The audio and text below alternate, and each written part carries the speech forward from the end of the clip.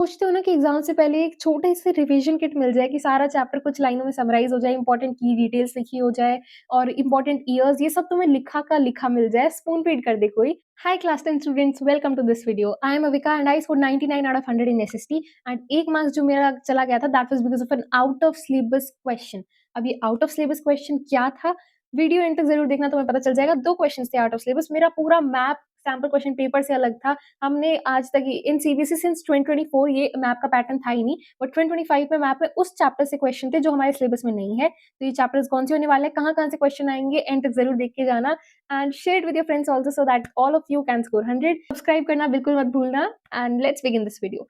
First of all NCERT. अब हम देखो ये बात नहीं करने वाले कि एनसीईआरटी पढ़नी है, हम बात करेंगे एनसीईआरटी में एक्चुअली क्या पढ़ना है। तो अब मैं बेस्ड ऑन माय एनालिसिस मैंने 2016 से पेपर सॉल्व करे थे एसएसटी के, तो मुझे पता है कहाँ से ज़्यादा क्वेश्चंस बनते हैं, जहाँ कहाँ से CBSE out of syllabus question पूछती है, कहाँ से केस बेस्ड पूछती है। तो with proof I am going to show you all this, ठीक है।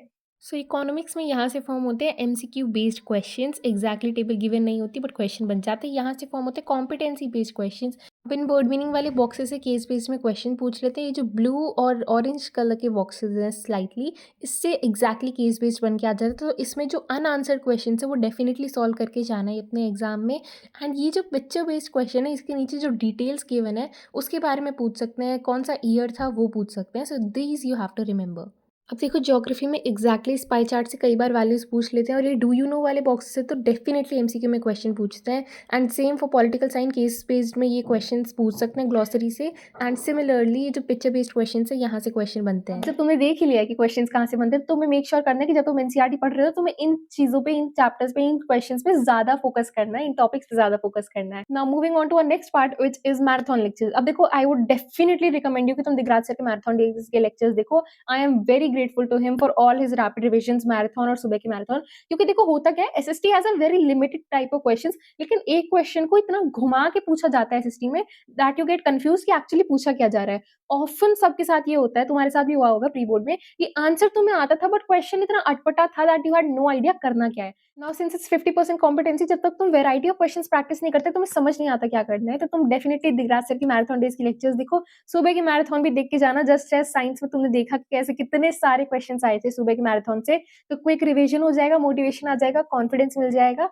तो डेफिनेटली दिगराज सर की मैराथन लेक्चर्स देख के जाना, बहुत सारे क्वेश्चंस तुम्हें देखने को मिलेंगे, सिमिलर क्वेश्चंस देखने को मिलेंगे तुम्हारे पेपर में। Now third PYQs. अब पीवाईक्यूज तुम्हें देखो, मैराथन लेक्चर्स तुम्हें सेपरेटली करने हैं, फिर खुद की सेल्फ स्टडी भी करके चलनी है तुम्हें। तो पीवाईक्यूज में एसएसटी में तुम्हें सबसे ज्यादा फोकस करना है ऑब्जेक्टिव क्वेश्चंस पे, एमसीक्यूज पे और केस बेस्ड पे। मैप भी तुम 2025 के तो सारे सॉल्व करके आना। 2025 के map is very very complex, तो तुम्हें वो जरूर करके जाना है। Now when you focus on MCQs, by that I mean कि तुम्हें पेपर निकालना है, you have to mark all the answers by yourself in a copy, और उसके बाद तुम्हें उसी की मार्किंग स्कीम से चेक करते जाना है। You will get it on self study site online for free. वहां से प्रैक्टिस करते चलो और एक-एक आंसर चेक करते चलो। अब जो-जो टॉपिक तुम्हें लग रहा है कि यार ये ज्योग्राफी का जो मिनरल्स वाला चैप्टर है इसमें को स्टेट्स लर्न नहीं होती, तो I have made mnemonics for geography completely free for you guys. Link is going to be in the description, do not forget to check it. तो उससे जल्दी-जल्दी लर्न हो जाएगा, बहुत सारी इजी-इजी ट्रिक्स हैं। एसएसटी के लिए keywords also I have made for all the chapters, जो कि तुम्हें डिस्क्रिप्शन में मिल जाएंगे। तुम सोचते हो ना कि एग्जाम से पहले एक छोटे से रिवीजन किट मिल जाए कि सारा चैप्टर कुछ लाइनों में समराइज हो जाए, इंपॉर्टेंट की डिटेल्स लिखी हो जाए और इंपॉर्टेंट ईयर्स ये सब तुम्हें लिखा का लिखा मिल जाए, स्पून फीड कर दे कोई। तो ये सब मैं तुम्हारे लिए लेके आई और तुम्हें मिलेंगे कहाँ? ये डिस्क्रिप्शन में मिलेंगे। अब मैप्स में देखो 2024 में क्या हुआ था, द मैप वाज़ ऑलराइट, ठीक है, ठीक-ठाक था, मॉडरेट लेवल। 2025 में इट बिकेम रियली कॉम्प्लेक्स, मतलब ऐसा मैप मैंने नहीं देखा था, neither in my pre boards nor in anywhere else. Now because why did I not notice it so much और any else of the students did? The most south eastern port, the most south western port, ऐसे-ऐसे questions. Which airport is based on this person's name, ऐसे अलग-अलग चीज़ें, where is this situated, ये map में mark करना, where are rice grown majorly, where are wheat grown majorly, mark that on the map. ऐसे-ऐसे questions, and ये थोड़े simple वाले, कॉम्प्लेक्स वाले, where are you going to find it? तो जो भी तुम्हारे चैप्टर्स है मैप के लिए, फॉर एग्जांपल चैप्टर 7 है लाइफलाइन्स ऑफ इकोनॉमी आई बिलीव, उस वाले चैप्टर में जो मैप के अराउंड के 2 पेज है ना जिसमें मैप वाली डिटेल्स लिखी है, वो सब पढ़ के चले जाना। जेन्युइनली टेलिंग यू गाइस, उससे ज़रूर क्वेश्चन बनता है। CBSE loves asking questions from that, क्योंकि 2025 से सीबीएसई को चस्का चढ़ा है, सो आपको ये वो ज़रूर करके जाने हैं, मिस मत कर देना बिल्कुल भी।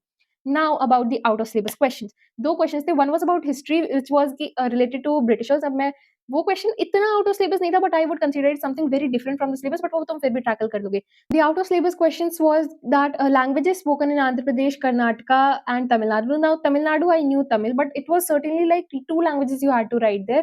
Now Andhra Pradesh and Karnataka, I was not very sure what language I should write. I thought about Kannada, now I was not sure, तो मैंने वो लिखा नहीं, and मेरे मार्क्स वहाँ पे एक चला गया, and I possibly wrote something जो कि गलत हो गया था. तो तुम्हें ये नहीं करना है, you have to go through all the languages spoken in states of India.